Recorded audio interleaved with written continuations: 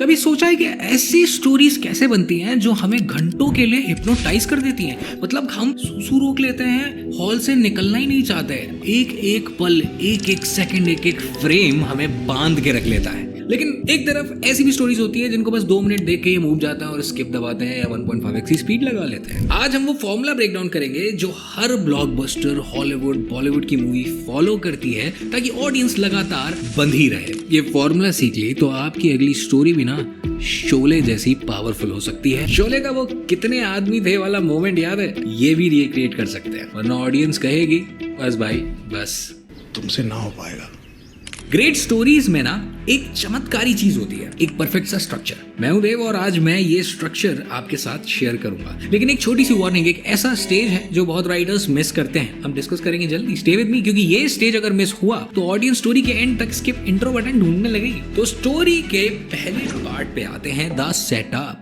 ये पहला पार्ट होता है एक ऑर्डिनरी वर्ल्ड का। हीरो की लाइफ नॉर्मल चल रही होती है, जैसे एक इंडियन मिडिल क्लास फैमिली में संडे को राजमा चावल का सीन। ये स्टेज जरूरी है क्योंकि इससे ऑडियंस को लगता है अरे यार ये तो हमारा ही बंदा है, क्योंकि वो उससे रिलेट कर पाते हैं। आपको ऑडियंस को समझाना है शुरुआत के ही कुछ मिनटों, seconds, depend on the length of your project, जिसमें आप समझाएंगे कि एग्जैक्ट रियल लाइफ वर्ल्ड अभी है क्या। फिर घटेगी कोई ऐसी घटना जो उसके वर्ल्ड को हमेशा के लिए चेंज कर देगी, यानी कि उसकी लाइफ का एक नया गोल, एक मकसद बन जाएगा जिसको हम रिजॉल्व करेंगे पूरी स्टोरी के तहत। लेकिन मजा आती है जब उस स्टोरी में कॉन्फ्लिक्ट, स्ट्रगल, ऑब्स्टेकल्स की बाढ़ आती है, और जितना ज्यादा हम अपने हीरो को तड़पाते हैं उतना ही ज्यादा मजा आता है एक फिल्म को एक्साइटिंग, मजेदार स्टोरी बनाने में। ये पार्ट हमारे हीरो को ना रिलेटेबल बनाता है, जैसा कि मैं बता चुका हूँ। ऑडियंस को लगता है ये तो अपना ही दोस्त है विड़ू। आप याद कीजिए मुन्ना भाई फ्रॉम MBBS है, उसमें संजय दत्त का कैरेक्टर कितना डिफरेंट है, यूनिक है, लेकिन एट द सेम टाइम हम उसको लाइक करते हैं। एक गुंडा, मवाली, टपोरी, हम उसको पसंद करते हैं। आम जिंदगी में शायद हम नहीं पसंद करें, लेकिन हम उस पर्टिकुलर कैरेक्टर को पसंद करते हैं। ये है राइटिंग का कमाल। फिर फोकस करना होता है छोटी डिटेल्स का,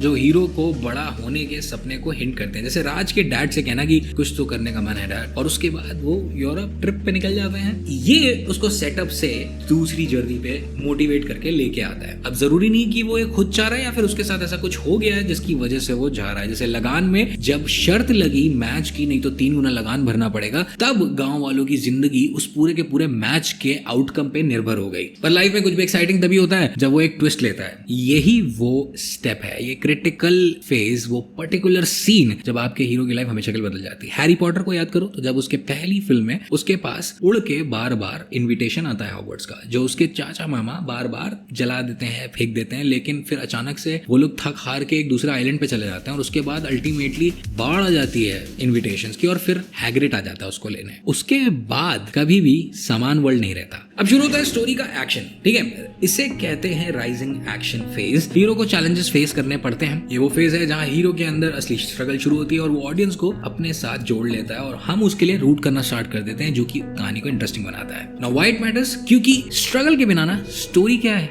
बिना शक्कर की चाय। ऑडियंस का इंटरेस्ट बस हीरो की मार खाते देख के बढ़ता है। जैसे सुल्तान के फर्स्ट फाइट में पिटना, या राज का फर्स्ट अटेम्प्ट जो कि फेल हो जाता है सिमरन की फैमिली को पटाने। अब हमें इसको बनाना कैसे, ये बहुत इंटरेस्टिंग सवाल है। इसके लिए आपको हीरो को छोटी छोटी विक्ट्रीज देनी है, लेकिन बड़े बड़े लॉसेस देने हैं। फिर छोटी विक्ट्रीज देनी है, फिर बड़े लॉसेस देने हैं, क्योंकि मेन विक्ट्री तो अंत में ही आएगी जब कहानी चाहे हैप्पी एंडिंग हो चाहे नेगेटिव एंडिंग हो, ये हमें पता चलेगा। अब अगला स्टेप है क्लाइमैक्स, जहां या तो हीरो जीतेगा या बस छोड़ के भाग जाएगा। मेरे मेंटोर कहा करते थे कि एक सबसे अच्छी कहानी वही होती है जो हमें कैथार्सिस की फीलिंग फील करा पाए। कैथार्सिस क्या होता है, जब हम लोग कभी कभी बहुत दुख दर्द में होते हैं और फफक के रोते हैं, एक बड़ा सा रोने के बाद जो एक सुकून मिलता है, ये है वो कैथार्सिस। सो जो शाहरुख का चकदे में लास्ट मिनट पेनल्टी वाला शॉट लेना, वीरू का गब्बर के सामने आखिरी शोडाउन, ये वही मोमेंट है जो पूरा थिएटर हिला के रख देता है। हम लोग बंद के देख रहे होते हैं कि अब क्या होने वाला है, अब क्या होने वाला है। ये फीलिंग्स आप अपनी ऑडियंस से निकाल सकते हैं। क्यों मैटर करता है, क्योंकि ऑडियंस को तभी मजा आता है जब स्टेक्स हाई होती हैं, यानी कि इस समय एक फॉल्स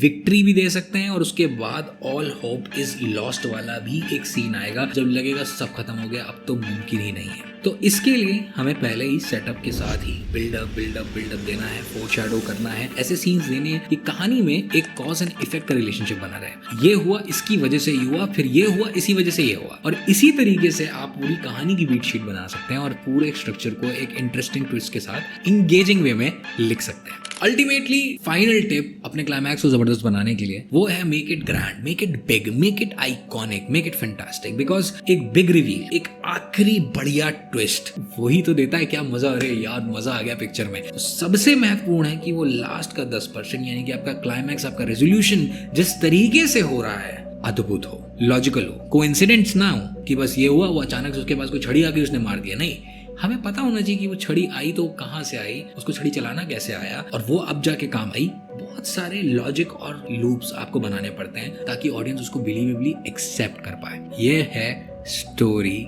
स्ट्रक्चर। डिटेल में इस स्टोरी स्ट्रक्चर को समझना है तो मैं जल्दी रिलीज करूंगा एक डिटेल्ड फ्री कोर्स जिसमें मैं स्टेप बाय स्टेप पूरी फिल्म को कैसे लिखना है यही सिखा दूंगा। कमेंट करके बताइए कि क्या लगा आपको सबसे इंटरेस्टिंग। अब मिलेंगे नेक्स्ट वीडियो में, लेकिन अगर आपको जानना है कि कैरेक्टर स्ट्रॉन्ग कैसे बनाते हैं, क्योंकि वही आपके स्टोरी स्ट्रक्चर को हिला के रखने वाले हैं, तो देखो ये वीडियो और मचाते रहो।